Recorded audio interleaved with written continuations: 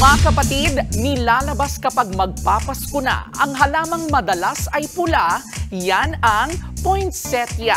Native sa Mexico ang halamang ito na tinatawag ding La Flor de la Noche Buena o Flower of the Christmas Eve.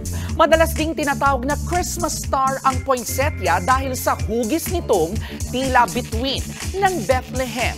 Pero ang pangalang poinsettia, alam niyo po bang hinango yan sa kauna-unahang US Minister to Mexico na si Joel Poinsett na nag-introduce ng halamang yan sa Amerika.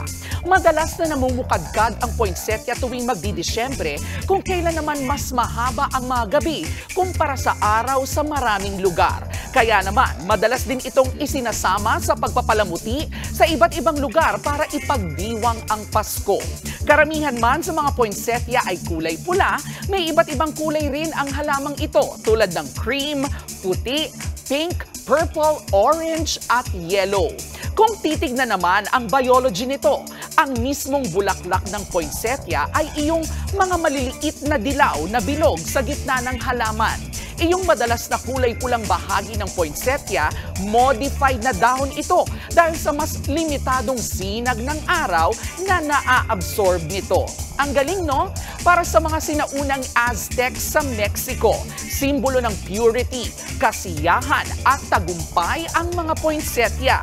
Pero para sa ilang deboto ng Kristyanismo sa Mexico, sa gisag ng dugo ni Hesukristo ang madalas na kulay pulang mga dahon nito.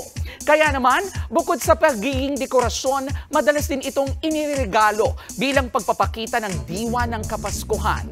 Paalala na tulad ng K-Alaman, ang bukas sa pusong pagbibigayan ay K-Yamanan. K-Okay. Mga kapatid, ito po ang inyong K-Alaman Queen, Kalad Karen. Always remember na ang K-Alaman ay K-Yamanan. Kaya para sa latest showbiz news at dagdag impormasyon, mag-follow at mag-subscribe sa social media pages ng News 5. K-Okay.